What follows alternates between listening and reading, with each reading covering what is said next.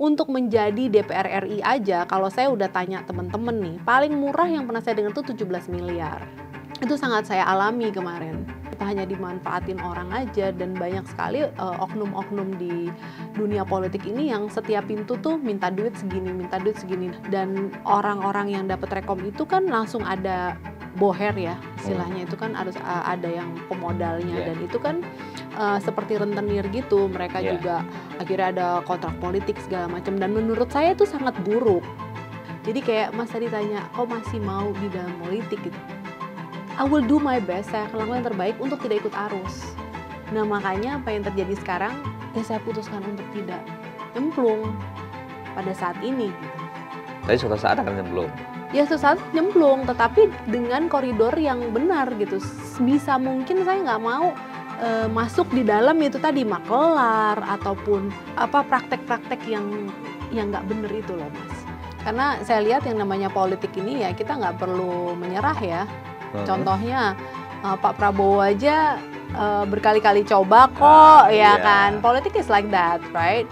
Terus kemudian kita juga bisa melihat Donald Trump. Jadi ya pada akhirnya ya it's just the beginning for me.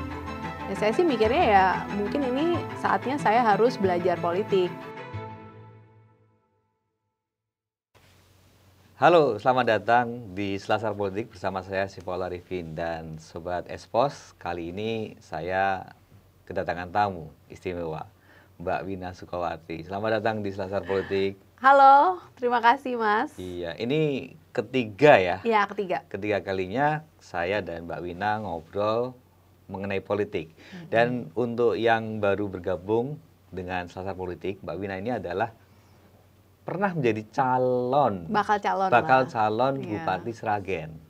Tetapi dalam kontestasi yang sangat ketat, dia tidak mendapatkan tiket atau rekomendasi untuk maju dalam Pilkada Sragen. Padahal kalau misalnya Mbak Wina mendapatkan tiket menjadi calon Bupati Sragen, maka akan ramai karena nanti akan bertarung dengan calon dari PDIP yang juga saudara tiri sendiri ya, dari PDIP, Mas Bowo Sukawati. Dan kali ini kita akan membahas tentang ya pengalaman-pengalaman Mbak Wina selama menjalani kontestasi ini ya. Dulu pada waktu pertemuan ketiga, podcast kedua, Anda tidak merasa deg-degan, tidak merasa khawatir, padahal itu belum ada keputusan rekomendasi jatuh ke siapa ya. Iya. Dan kali ini begitu sudah jelas tidak mendapatkan tiket, Anda santai-santai saja kok, wajahnya kok. Sebenarnya gini, ya sempet down lah ya.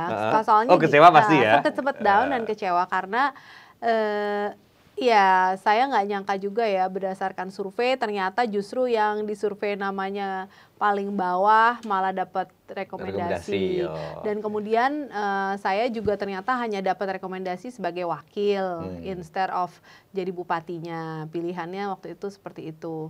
Dan ya saya berpikir ya, setelah saya berpikir kalau hanya menjadi bupati, wakil bupati, tetapi untuk biaya kampanye saya harus keluar juga, ya saya pikir itu nggak inilah ya, nggak win-win buat Wina gitu loh. Ya, jadi ya karena ada masalah ya keyakinan agama ya, karena partai politik yang mau memberikan rekomendasi itu berpikir bahwa mayoritas di Sragen itu kan masih Muslim. Nah, mereka mengatakan ya kalau di Manado ya nggak masalah gitu. Pada akhirnya saya hanya mendapatkan wakil.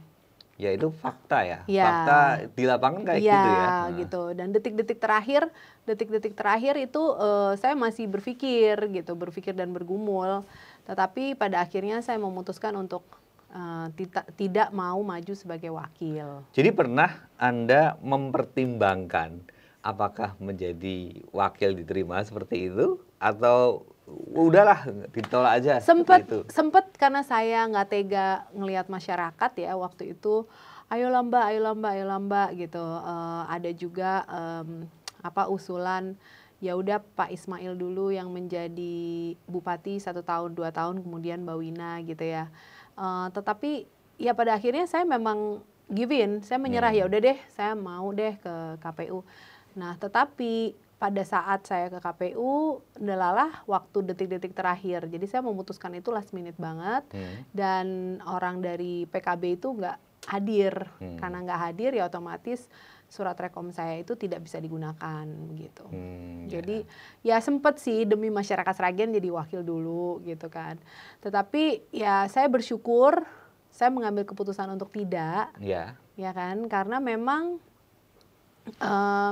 setelah saya timbang-timbang, setelah saya melihat lawan saya itu juga Pak Sigit ternyata cukup kuat, ya kan, yang mendukung beliau ini cukup kuat, dan kemudian kakak saya juga lumayan, ya saya pikir mungkin belum tahun ini, ya kan kita nggak tahu ya entah 5 tahun lagi atau bagaimana gitu.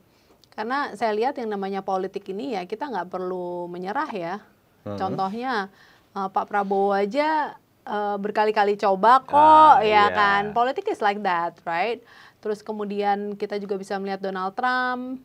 Jadi ya pada akhirnya ya it's just the beginning for me, gitu loh Mas. Jadi setelah sekian bulan sering ke Sragen, turun ke bawah, berhubungan dengan elit partai ya. Apa yang Mbak Wina dapatkan? Apa ya? Pengalaman pasti ya, sesuatu yang baru. Terus apa lagi ya? Saya bersyukur banget karena sekarang saya mengetahui bahwa kayaknya mungkin ada baiknya saya ikut partai ya. Jadi saya punya rencana ikut salah satu partai yang akan kalah nantinya. Misalnya yang kalah Gerindra ya saya nanti masuk ke Gerindra. Kalau yang kalah Golkar ya kok pilihnya yang kalah kayak yang menang? Ya kalau yang menang kan nanti jadi incumbent. Kan dia pasti nanti akan maju lagi bupatinya dari partai tersebut. Ya saya sih mikirnya ya mungkin ini saatnya saya harus belajar politik. Ya nggak ada salahnya lah sekarang kalau KFC aja yang punya baru buka umur 70-an terus sukses, kenapa saya umur 40 nyerah gitu kan. Ya mungkin saya waktunya sekarang harus belajar dulu gitu. Jadi selama beberapa bulan ikut kontestasi mencari dukungan seperti itu, Anda mendapatkan pengalaman berharga? Yang paling berharga adalah saya mengetahui bahwa saya itu sangat menyukai politik walaupun politik itu membuat saya sedih, membuat saya jatuh, membuat saya tersandung. But it's me and it's part of me gitu loh Mas. Kok malah baru menyadari bahwa Anda punya passion di bidang politik ketika Anda sudah masuk ke kubangan politik? Iya, dan setelah gagal gitu loh. Jadi maksudnya gini loh, kalau ini bukan passion saya, waktu saya gagal, saya nyerah dong, bener nggak?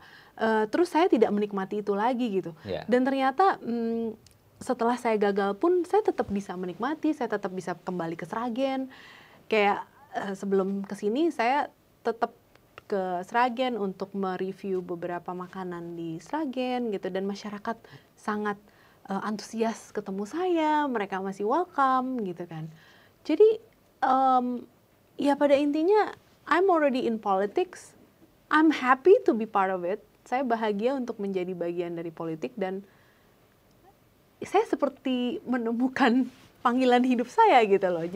Dan punya posisi nggak punya posisi itu jadi nggak menjadi masalah yang signifikan buat saya gitu loh. Ya, kalau misalnya Anda kalah, kemudian Anda kecewa, kemudian mutung ya, keluar dari dunia politik.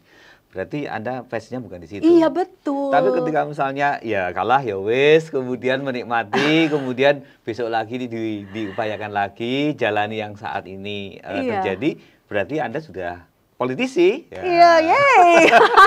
Lulus dong. Iya kan, betul kan? Iya, dan justru malah tertarik banget pengen masuk ke partai. Jadi saya mau memutuskan nanti ya setelah pilkada selesai baru saya akan putuskan mana nih partai yang kayaknya cocok sama saya gitu.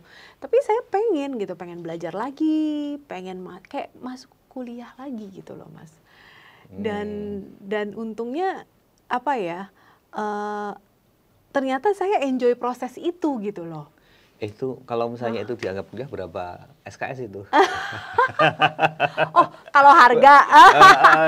Tapi tahu nggak sih, saya punya prinsip ya. Berapapun uang yang kemarin itu udah saya keluarkan ya untuk masyarakat, beli kaos, baliho segala macam, itu bagi saya tuh tabungan aja. Karena pada dasarnya, walaupun saya gagal masuk kontestasi tahun ini gitu, tetapi saya tidak gagal untuk dikenal masyarakat.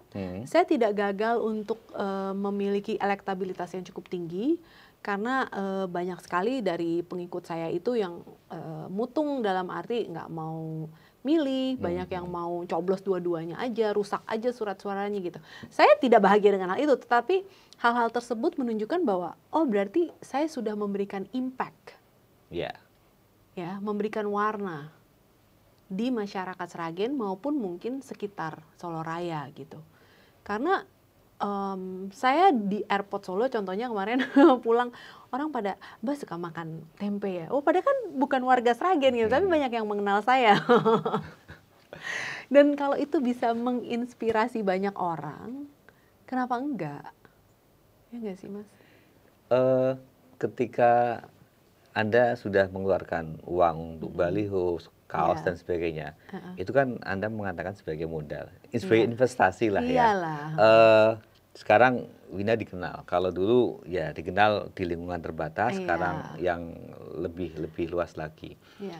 Itu investasi yang apa ya, bisa dimanfaatkan suatu saat nanti juga kan? Iya, dan selain itu kalau misalnya ada masalah di Sragen, orang itu kan masih curhat sama saya.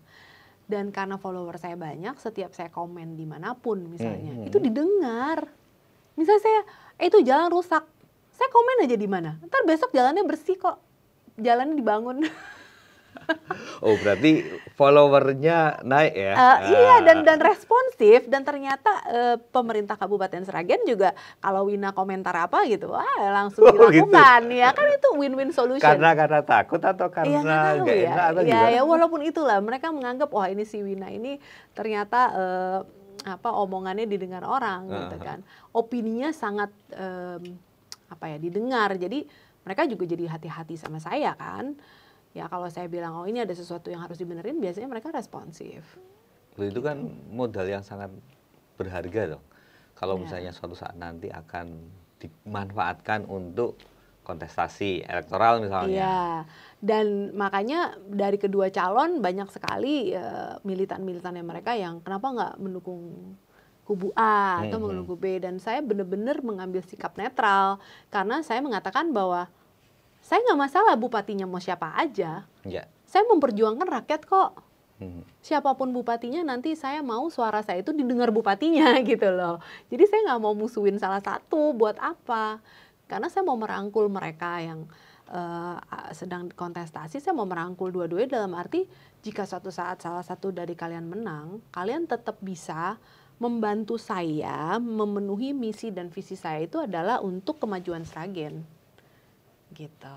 Jadi ada komitmen bahwa habis pilkada ini Wina tidak menghilang dari Sragen. Ya nggak mungkin lah, justru saya nanti pasti lebih sering Sragen ya? Iya gitu, karena gimana ya, sekalian arisan keluarga satu, jadi sambil menyelam minum air, terus kemudian anak saya juga kan sering makan sate atau makan tempe, tahu Sragen, mereka kebetulan suka, jadi mereka juga punya budaya gitu loh, dan bisa ketemu lele saya lagi yang kemarin waktu sebelum pilkada keluarga saya nggak ada yang boleh ketemu sama Wina. Nah sekarang kan udah nothing tulus. Emang udah cair sekarang? Belum, makanya nunggu pilkada selesai dulu. Oh gitu.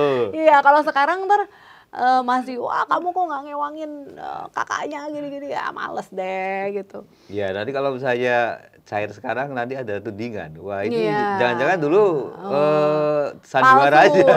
Ya kan, enggak. Sampai sekarang saya masih belum ketemu. Walaupun sampai sekarang masih ada prasangka kayak gitu. Banyak. Jangan-jangan Wina maju itu hanya untuk meramaikan saja, untuk sandiwara saja. Padahal saya mati-matian sampai kurus, berat saya sampai 50 kilo kemarin, saudara-saudara. Stres mikirin rekom. Sampai berat turun sampai 50 kayak gitu kok dibilang pura-pura, ya nggak mungkin kan. gitu. Daripada apa ya, ikut partai atau tidak ikut partai, lebih enak mana tuh? Kalau menurut Mbak Wina saat maju dalam pilkada kayak gitu? Saya belum pernah ikut partai, jadi saya nggak bisa bilang ya. Tetapi kalau ikut partai ya enaknya sudah ada kendaraan lah, salah satu yang mendukung. Tapi sebenarnya kalau apapun itu saya akan tempuh ya, mau itu independen, mau itu nanti coba jadi DPRD dulu, nggak ngerti juga gitu. Tapi yang jelas, yang saya tahu adalah masyarakat Sragen itu sudah memiliki hati buat saya gitu. Seperti saya juga sudah memiliki hati buat masyarakat gitu. Jadi ya it doesn't matter mau ikut partai, ya bagusnya kita bisa belajar dari orang, dan kemudian partai ini kan banyak layernya. Kalau kita salah masuk, itu kita pasti diboncosin orang, kita dipelorotin orang, kita hanya dimanfaatin orang aja, dan banyak sekali oknum-oknum di dunia politik ini yang setiap pintu tuh minta duit segini, dan itu menurut saya sangat mengerikan. Itu sangat saya alami kemarin. Jadi misalnya mau kenal si A, pintu ini nanti mintanya 100 juta, terus pintu ini 100 juta lagi. Jadi setiap pintu tuh kayak ada bayar 100 juta. Nah, itu yang jangan, dan saya tidak mau itu. Makanya kayak maklar ya? Iya, maklar, entah mau ngenalin ini, dan itu yang membuat high cost dalam politik. Nah, enaknya kalau kita masuk dalam satu partai, setidaknya kita punya modal satu partai, apalagi dengan peraturan yang baru kan. Kalau partai itu bisa kita besarkan, kita bisa maju sendiri, mengusung sendiri gitu. Jadi ya bagi saya, karena waktunya juga masih 5 tahun ya, justru saya gunakan 5 tahun ini untuk benar-benar belajar politik. Kalau dulu saya belajar psikologi, manajemen, masak, ya kali ini ya belajar politik gitu. Lebih enak mana sih antara kehidupannya Mbak Wina yang dulu, yang suka masak, kemudian ya belajar soal bisnis dan sebagainya, dengan berapa, 5 bulan terakhir atau berapa bulan terakhir? 4 bulan terakhir. Berkutat dengan politik, lebih enak mana? Lebih enak yang sekarang. Wah. Walaupun high cost ekonomi. Ya memang politik ya high cost. Tidak ada politik yang ikhlas, sukarela kayak gitu, nggak ada. Iya, kan? tapi luar biasanya gini loh. Setelah saya di politik itu, saya mengenal berbagai macam orang. Terus saya jadi bisa melihat Indonesia dari kacamata yang berbeda gitu loh. Sistem yang terjadi. Gimana mengenal beragam orang dan melihat Indonesia dari sudut yang berbeda itu gimana? Iya, jadi cita-cita saya kalau suatu saat saya itu bisa ketemu orang-orang di KPK gitu ya. Saya pengen banget memberikan saran ke mereka bahwa sebenarnya setiap kepala daerah itu harusnya bisa dapat fee secara legal menurut saya. Apalagi dengan high cost yang sangat tinggi dalam waktu pilkada ya. Dan orang-orang yang dapat rekom itu kan langsung ada boher ya istilahnya, itu kan harus ada yang pemodalnya, dan itu kan seperti rentenir gitu. Mereka juga akhirnya ada kontrak politik segala macam, dan menurut saya itu sangat buruk bagi ekonomi kita. Loh, itu kan sudah dipahami oleh banyak kalangan ya, bahwa high cost politik itu menyebabkan salah satunya adalah korupsi. Iya, itu makanya dari itu menurut saya, daripada itu harus jadi korupsi, kenapa nggak dilegalkan aja, dapat 5%. Kan kalau misalnya proyek 100 juta, dapat dana dari pemerintah 120, biasanya kan pemerintah kasih 20%. 20% itu untuk untung dari si kontraktor. Nah, biasanya kontraktor kan kasih secara diam-diam ke bupatinya 5%, terus ke LSM 5% bersama perangkat-perangkatnya itulah, mau kepala dinas, mau wakil, mau entah itu polisi misalnya. Dan menurut saya itu sah-sah aja kalau kita mengetahui modal politiknya itu sangat tinggi. Ya kan, untuk menjadi DPR RI aja, kalau saya udah tanya teman-teman nih, paling murah yang pernah saya dengar tuh 17 miliar. Tapi sebenarnya itu sudah ada banyak banyak jalan Mm-mm. bagi kepala daerah untuk mendapatkan pendapatan selain gaji itu ya. Gaji itu sedikit ya. Dikit banget. Kalau misalnya ada kepala daerah yang bilang gaji saya untuk masyarakat, itu sebenarnya nggak ada apa-apanya dibandingkan Iya, pendapatan lain tapi yang itu resmi. ilegal. Yang resmi ya, Iya, iya iya. yang resmi. Oh gitu. Belum lagi yang tidak resmi. Iya, tetapi maksudnya saya, seperti yang saya bilang, harusnya setiap ada proyek seperti itu KPK harusnya melegalkan aja, menurut saya ya. Karena ya kita kan nggak mau ada korupsi nih, ya kan? Kenapa nggak dibuat secara terbuka aja, gitu loh? Kalau mau maju bupati tuh, misalnya modalnya segini loh, kita mesti loh bantu support si partai politik segini, kan ada yang namanya konsolidasi partai politik, mesti ada ini, mesti ada kegiatan, semua kan butuh uang, ya kan? Harusnya itu terbuka aja menurut saya, daripada kayak sekarang ini kan ya diam nanti takut ketahuan. Nah kalau kayak begini kan malah ribet. Ya kan, menurut saya loh ya, saya hanya mengatakan berdasarkan pengalaman dan saya tidak mengatakan ini absolut benar atau tidak. Ini hanya pendapat pribadi saya. Dan menurut saya, ya KPK tuh harusnya menyadari, ini kan high cost, daripada hanya tutup sebelah mata, tapi ternyata semua orang melakukan dan itu dianggap suatu kenormalan dan kewajaran, tapi itu menjadi kartu as yang bisa dipegang penguasa-penguasa tertentu untuk mematikan si pemain di politik itu suatu saat nanti. Nah itu menurut saya injustice. Itu sebenarnya udah disadari oleh banyak kalangan ya, bahwa itu praktek-praktek yang tidak baik juga. Dan orang juga sudah menyadari bahwa menjadi pejabat publik, kepala daerah, presiden, itu adalah jabatan-jabatan yang tidak memberikan hasil yang sepadan dengan biaya yang dikeluarkannya. Itu udah paham. Sehingga orang kalau masuk politik biasanya bukan untuk mencari uang, tapi ya untuk kepentingan lain, untuk misalnya untuk berkontribusi pada masyarakat dan sebagainya. Tetapi prakteknya adalah juga untuk mencari uang. Jadi gini loh, ini kan dari saya pengalaman pribadi ya. Waktu saya sekarang ini maju di politik itu semua murni uang saya. Seperti bapak saya zaman dulu juga waktu pertama kali jadi bupati itu juga murni uang modalnya papa nggak ngambil dari orang lain gitu. Saya juga nggak ngambil dari orang lain, itu uang saya pribadi. Nah saya bisa melakukan hal itu pada saat ini dan saya ikhlas karena itu memang bentuk suatu pengabdian bagi saya. Tetapi permasalahannya adalah untuk mempertahankan itu terkadang yaitu modalnya besar dan terkadang kan misalnya saya punya duit 10 miliar, sekarang saya keluarkan, terus setelah saya jadi bupati kan saya nggak punya lagi itu 10 miliar. Nah kalau saya mau menang lagi kan saya butuh dana minimum misalnya 10 miliar lagi. Nah biasanya di situ akhirnya orang mulai ngambil fee seperti itu. Nah tetapi kalau misalnya memang bupatinya udah bagus banget dan tidak semerta-merta mengandalkan serangan fajar, tetapi benar-benar mau terjun ke masyarakat, saya yakin untuk periode kedua, untuk pemenangan nggak akan semahal itu, gitu loh. Tapi kan tidak semua orang seperti itu, dan tidak semua calon bupati ini atau bakal calon ini memiliki modal. Syukur-syukur saya punya modal, bapak saya punya modal. Kadang itu yang mengerikan adalah mereka minjem, Mas.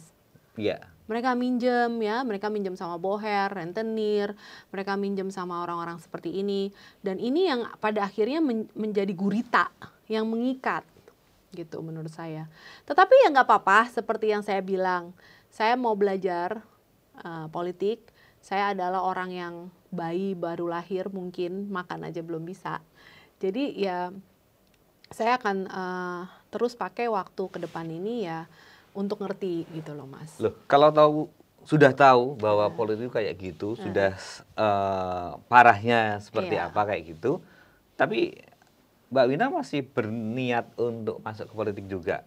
Artinya harus siap-siap juga. Ada dua kemungkinan. Pertama, Anda bisa mengubah sistem yang sudah berlangsung itu. Yang kedua, Anda ikut dalam arus kayak gitu. Dan yang saya syukuri ya, dengan saya mengambil keputusan untuk tidak maju tahun ini, itu adalah keputusan saya untuk salah satunya tidak mengikuti arus itu. Karena saya punya prinsip bahwa saya tuh yakin saya bisa menang tanpa amplop serangan fajar, Mas.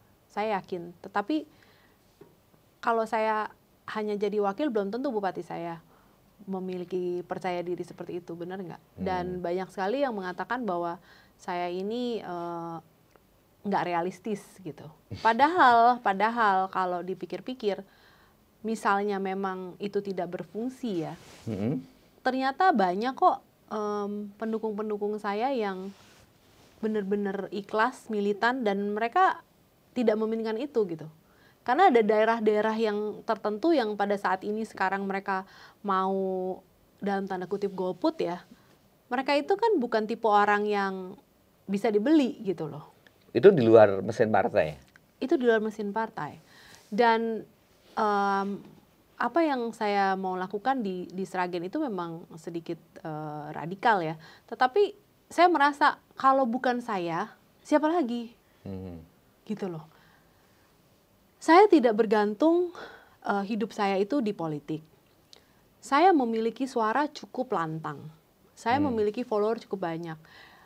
Apapun jadinya itu nggak menjadi masalah. Yang jelas saya ingin sekali kehadiran saya di dalam dunia politik di Indonesia maupun di Sragen itu memberikan suatu warna, suatu bahan pemikiran buat kita semua untuk kita renungkan gitu loh Mas. Jadi kayak Mas tadi tanya, kok masih mau di dalam politik gitu? I will do my best, saya akan lakukan yang terbaik untuk tidak ikut arus. Nah makanya apa yang terjadi sekarang, ya saya putuskan untuk tidak nyemplung pada saat ini gitu. Tapi suatu saat akan nyemplung. Ya suatu saat nyemplung, tetapi dengan koridor yang benar gitu. Bisa mungkin saya nggak mau masuk di dalam itu tadi makelar ataupun praktek-praktek yang nggak benar itu loh Mas. Maksudnya ikut boher, karena saya nggak kebayang minjem duit di waktu saya dihadapkan dengan kemarin itu. Saya bilang begini, saya hanya jadi wakil, terus saya harus modalin. Saya nggak mau lah. Saya bilang begitu, ya udah nanti gampang bohernya bisa ngebiayain. Pokoknya ini rekom keluar nanti kamu dapat sekian dengan mudahnya gitu. Jadi saya udah mikir panjang dong lah, gue bayarnya gimana? Terus nanti gimana? Ini nanti legalisasinya gimana loh? Saya mikir loh Mas, sampai sejauh itu. Jadi praktek kayak itu memang banyak kan? Ya memang banyak dan itu saya tidak ambil karena bagaimanapun I'm still Wina gitu. Saya masuk ke dalam politik untuk melakukan sesuatu yang berbeda, sebersih mungkin yang saya bisa. Dan orang menawarkan itu di depan mata saya ngambil. Padahal bohir kalau misalnya dia meminjami uang, berarti kan dia harus mendapatkan lebih besar lagi kan? Betul. Dan tahu nggak, mereka itu banyak loh yang sampai berani mau minjemin duit 100 M itu mau mereka. Dan itu waktu saya melihat seperti itu, saya bilang, oh no, this is not right. Ini bukan hal yang benar. Ini bukan Wina. Wina tidak datang dimasuk dalam dunia politik untuk ini, gitu. This is not what I'm here. Kayak ya, gitu. Tahun depan, 5 tahun lagi, iya. Kalau misalnya Anda mau masuk juga, bisa jadi akan mendapatkan hal yang serupa. Ya kalau saya jadi bupati kan saya yang mengatur ya sistemnya. Saya nggak hanya follower. Kalau wakil kan otomatis ngikutin bupatinya. Yeah. Kalau saya dapat rekom bupati, entah rekom, entah saya independen bupati, pastinya kan yang mengatur sikap itu kan pasti saya gitu. Dan saya akan berusaha seminim mungkin bagaimana caranya tidak menggunakan money politik gitu, tetapi menggunakan political finance. Saya sering bilang ke semua partai, saya tuh bukan yang nggak punya duit dan nggak mau keluar duit. Saya mau keluar duit, tetapi setelah kalian memang percaya sama saya, tidak semerta-merta saya harus kasih uang terus kalian dapat gitu loh. Saya pengen kalian suka sama saya, kita kerjasama, kalian mau saya support, saya besarkan politik partai politiknya, saya akan besarkan dan saya pasti mau keluar uang buat kalian gitu. Jadi itu namanya political finance gitu loh. Jadi Anda membedakan antara political finance dan money politics. Money politik, karena seperti gini loh, kita punya anak, sama-sama keluar duit loh Mas. Tapi saya dalam mendidik anak saya tetap beliin mereka iPhone. Tapi satu caranya harus benar. Mereka hanya boleh pakai iPhone misalnya weekend. Yeah. Mereka dapat uang yang luar biasa dari saya untuk pendidikan sekolah di internasional oke. Tapi saya juga nggak mau semerta-merta saya uang 450 juta saya beliin mereka mobil. Gitu. Mendingan 450 juta saya keluarkan untuk sekolah. Sama seperti saya itu mau masuk politik. Masuk ke dalam Kabupaten Sragen, saya udah keluar duit lumayan banyak. Baru berapa bulan aja udah berapa miliar, ya. Terus uang tersebut tetap saya keluarin, tapi dengan cara yang benar. Saya beliin kaos, saya jadikan jalan. Ada orang butuh jalan, saya bangun jalan. Ada orang butuh benerin musola, saya benerin musola. Itu juga uang gitu, tetapi uang yang mendidik. Yeah. Bukan uang yang bikin dia foya-foya, hura-hura seperti itu. Dan sama seperti partai politik gitu loh. Tapi ketika misalnya Anda nggak jadi, political finance yang telah Anda keluarkan itu nggak ditarik lagi kan? Enggak. Kan enggak. ada cerita-cerita dulu kayak gitu. Enggak lah, enggak, karena kan saya tidak ada transaksi mahar politik untuk Rekom kan. Yeah. Jadi ya saya nggak dirugikan apa-apa dalam hal ini gitu loh. Tetapi kalau uang yang udah saya keluarkan untuk masyarakat, untuk beli kaos, nyumbang kegiatan apapun Karang Taruna sedekah. ya, itu sedekah lah. Sedekah Jumat. Sedekah politik ya. Sedekah politik lah. Jadi ya. Asiknya adalah ketika sudah jelas tidak ada rekomendasi di tangan, Anda tidak terlalu sedih banget ya? Berarti ya? Ya gini, saya udah grieving ya. Kan ini udah 2 minggu. Nggak munafik lah, saya sempat sedih. Sempat sedihnya tuh kenapa partai politik tidak bisa melihat value di dalam diri saya. Gitu. Itu yang pertama. Nah kemudian saya sedihnya tuh, saya tuh sebenarnya udah gemes, pengen banget membangun Kabupaten Sragen gitu. Program-program apa yang udah saya melakukan itu udah dari kepala saya, gitu kan. Tetapi pada saat yang bersamaan, ya saya bersyukur karena anak saya masih kecil. Jadi keluarga responnya gimana? Aduh, happy banget. Wah, malah happy ya. Suami gimana? Happy banget, asik, nggak usah pergi lagi gitu. Jadi kayak nyukurin nggak? Oh syukur kamu nggak jadi. Enggak. Suami saya tahu saya passionate sama politik. Dia selalu bilang kalau don't give up, don't worry gitu, jangan khawatir. Pasti ada waktu Tuhan, ya kan. Terkadang kan kita nggak tahu ya, kita melihat sesuatu tapi belum tentu hari itu. Misalnya ya, saya pernah melihat Pak Prabowo udah pernah jadi presiden, tapi itu 7 tahun yang lalu gitu. Saya diketawain sama mantan suami saya, nggak mungkin gitu. Cuman saya bilang, kok saya ngeliat Pak Prabowo di istana gitu kan ya, pasti beliau akan menang, saya bilang. Tapi ternyata waktunya kan bukan 5 tahun yang lalu gitu, ternyata baru tahun ini. Nah gitu, terkadang ya itu mungkin ya sekali lagi waktu Tuhan. Saya percaya kalau jodoh nggak kemana. Jadi Anda percaya pada takdir ya? Iya, saya percaya banget sama takdir, bener deh. Dan kalau belum saat ini ya belum tentu itu nggak akan kejadian juga gitu loh. Maka dari itu setelah saya nggak maju bupati, terus anak saya happy, terus akhirnya saya jadi bisa nemenin anak saya lomba di Thailand, terus menang gitu kan. Sekalian healing. Iya, sekalian healing, makan, akhirnya juga jadi dan beratnya berarti sekarang naik. udah nggak ada. Udah nggak kurus lagi, udah nggak kurus lagi. Jadi banyak hikmah lah. Terus ternyata anak saya juga banyak ngobrol sama saya dan akhirnya saya melihat, oh mungkin 5 tahun lagi anak saya masih butuh saya. Gitu. Jadi political finance yang telah Anda keluarkan itu, Anda yakin berdampak dalam 4 bulan ini, berdampak kepada masyarakat Sragen? Sangat berdampak. Terutama saya yakin banget. Untuk pendidikan politik misalnya atau apa? Selain untuk pendidikan politik, tetapi juga untuk memberikan mereka bentuk cinta ya. Jadi kalau selama ini rata-rata calon bupati itu atau bakal calon itu hanya mementingkan yang penting nanti serangan fajarnya berapa, uangnya berapa banyak itu nanti yang menang. Tetapi saat mereka melihat saya, mereka mendapat sentuhan dari saya, Mas. Dan banyak sekali orang-orang yang masih pakai kaos saya, mereka tidak malu pakai kaos saya gitu kan. Terus mereka masih minum teh, mereka upload. Waktu mereka minum kopi, seneng banget ngelihat wajah cantiknya Mbak Wina, kayak gitu. Jadi nggak ada yang sia-sia.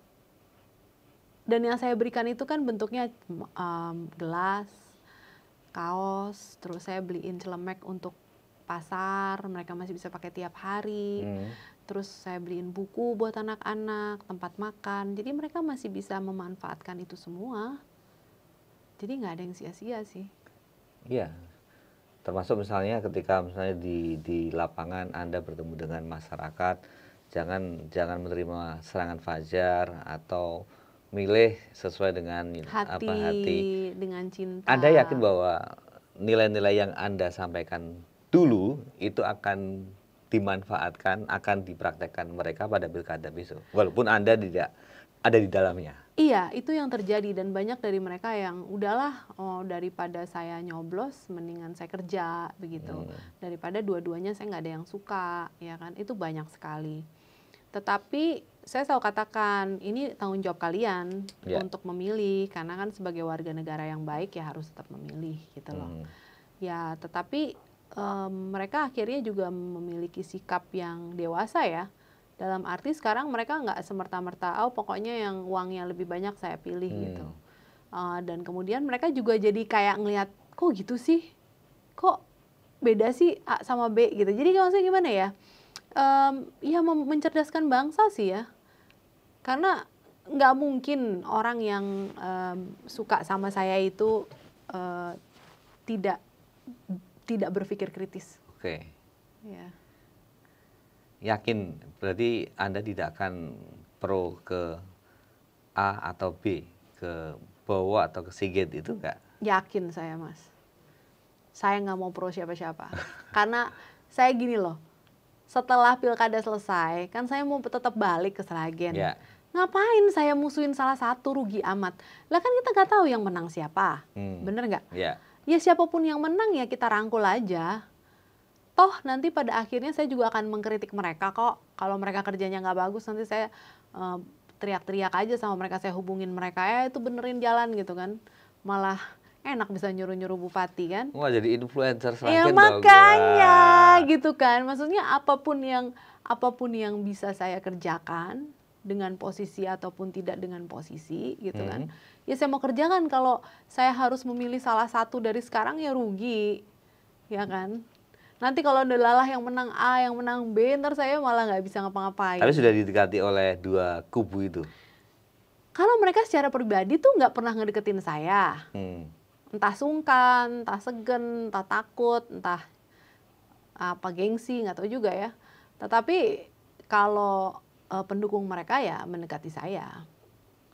Padahal Anda punya modal nih, modal politik. Di antaranya adalah bestinya Wina kan. Iya. Eman-eman nih kalau misalnya nggak dimanfaatkan dalam pilkada.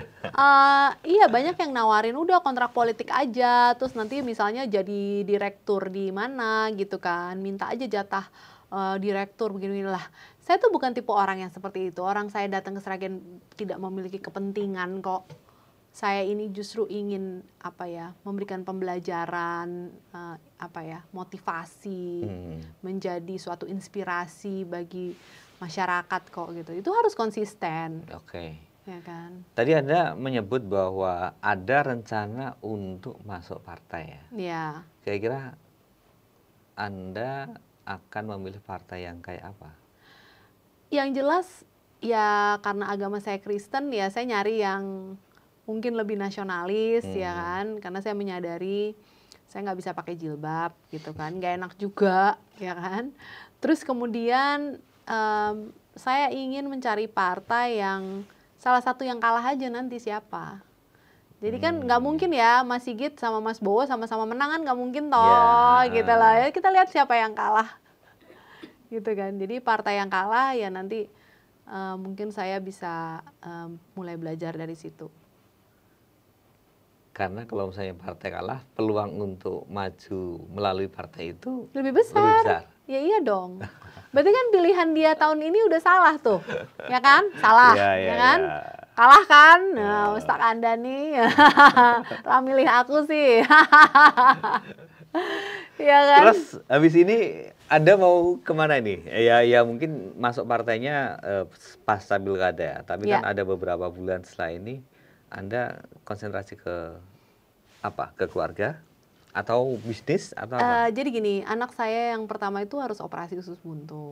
Jadi rencana kita mau operasi itu di Singapura ya bulan Oktober ini. Terus bulan November juga saya mau ke New York karena anak saya kemarin menang juara. Jadi lanjut. Hadiah? Enggak, lanjut kompetisi lagi. Kompetisi lagi debat di New York. Kebetulan dua-duanya ikut. Dua-duanya juga dapat medali kan. Jadi saya mau ke sana gitu. Nah, terus kemudian keluarga saya juga mau datang. Jadi ya intinya ya banyak lah family ya. Anak Anda ikut dalam lomba debat dan menang ya di Singapura. Wah, pasti menurut dari ibunya. Kalau misalnya Anda debat dengan calon bupati yang lain, yang seru menarik banget ya. Sih? Aduh, semoga kita jodoh ya Mas. Semoga pada saat ternyata saya bisa nih nanti ya jadi calon bupati atau calon apa, Mas masih ada. Melihat bagaimana saya debat. Debatnya gimana? Oh, pasti ada apa namanya? Sesuatu yang berbeda. Wong anaknya aja lo menang lomba debat, apa ibunya dong. Iya, dua-duanya. Dan tahu nggak, waktu kemarin lomba debat, saya tuh sengaja jadi juri loh. Jadi saya ikut berpartisipasi jadi juri. Karena saya mau belajar. Saya tuh jadi juri dengan peserta anak Anda nanti enggak anak-anak lain. Oke. Anak lain dari grup lain. Jadi beda grup, bukan grupnya anak saya. Kan ada umurnya beda-beda, jadi kan nggak bias ya. Nah kemudian saya justru dapat training di sana untuk menjadi juri gitu, untuk menentukan nilai debat menang atau kalah itu siapa. Dan ternyata ya itu bisa menjadi bekal kan, gitu. Jadi memang saya tuh kan akademis ya Mas. Saya pernah jadi dosen. Jadi bagi saya itu yang namanya belajar itu nggak ada yang namanya ketuaan. Terlalu tua untuk belajar politik, terlalu tua untuk nggak ada. Di dalam kamus saya, kapanpun kita mau belajar, kita belajar. Dan taktiknya adalah selalu merasa diri saya itu harus belajar gitu loh. Merasa dirinya bodoh lah. Kayak saya yakin banget saya di politik itu bodoh banget gitu. Maka dari itu ya saya ya haus akan belajar gitu. Dan itu yang pada akhirnya membuat saya tidak menyerah. Gitu. Keluarga pasti ya, itu prioritas pertama. Setelah itu bisnis, banyak pertanyaan sebenarnya. Bisnis Mbak Wina apa sih kok punya modal untuk maju pilkada itu? Jadi gini loh, mantan suami saya itu lumayan banyak duit ya. Dan mantan suami saya itu kasih saya modal secara finansial dan modal itu sudah kita miliki sudah lama sebenarnya. Karena itu rekening bersama. Jadi bagi dia untuk melihat saya maju itu ya suatu apa ya cara untuk mensupport anak-anak juga, ya kan. Itu yang pertama.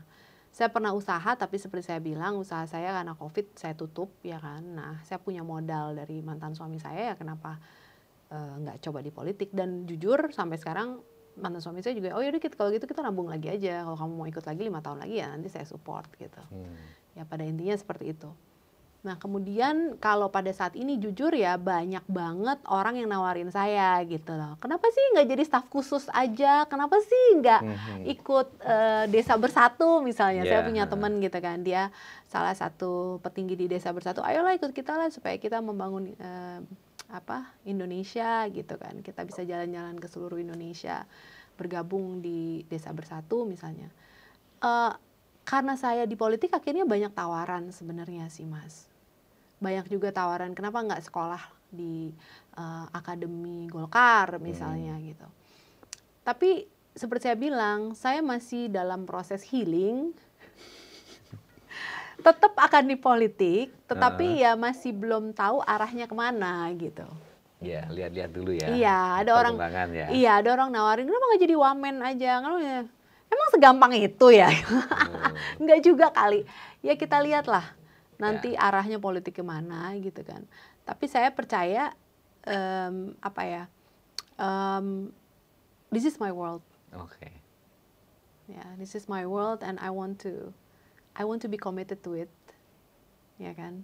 Bapak saya yang pernah gagal terus masuk penjara aja balik ke politik, masa saya baru gagal sekali udah nyerah kan nggak mungkin. Ya, berarti memang kesimpulannya adalah Anda berasal dari keluarga politik. Ya. Iya. Iya, jadi otomatis mau tidak mau Anda ada suara-suara manggil-manggil, Wina, Wina. Nah, ini dari politik ya. Pasti kayak gitu. Oh, udah kejeglong. Wah, udah dikatain orang goblok. Wah, udah dikatain geblek, tolol. Wah, saya udah dicaci maki banyak orang. Tapi ya sudahlah gitu. Cuman ya iya, mohon maaf kalau dicaci maki orang, cuman ya maaf ya, maaf gitu aja. Iya. Iya nggak sih? Oke, Mbak Wina, terima kasih sekali telah hadir, dan pengalaman Mbak Wina selama 4 bulan ini pasti menarik ya. Ya. Suatu saat bisa dibikin buku. Buku. Nah, bagaimana Anda berhubungan dengan banyak orang, dengan politikus, dengan warga biasa, Iya. sampai-sampai yang sederhana, misalnya susah untuk nyari toilet yang apa namanya bersih misalnya iya. di Sragen. Nah, itu kan masalah-masalah yang menarik untuk diungkap. Bikin buku aja. Iya. Itu akan jadi Iya, amin. apa ya, catatan sejarah bagi masyarakat Sragen. Iya, amin. Dan juga ya saya juga bersyukur sih Mas, itu ide yang bagus. Saya juga pernah punya buku kan sebelumnya, dan sebagai seorang dosen ya memang saya suka nulis. Iya. So it's a good idea. Mungkin bisa diawali punya podcast. Nanti bintang tamunya Mas Saiful. Nah, boleh. Gantian ya. Oh Iya. iya. Saya tadi akan ngobrol soal Iya, Sragen. bener, oke.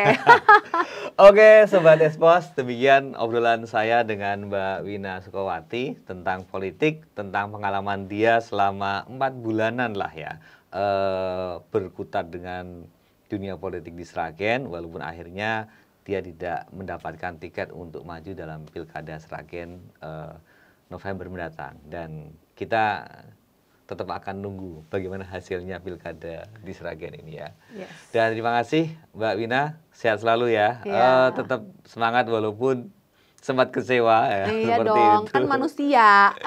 Ya, oke, dan Sobat Expos, kita akan ketemu lagi dalam forum yang sama tapi dengan tamu dan topik yang berbeda. Dan terima kasih, sampai jumpa.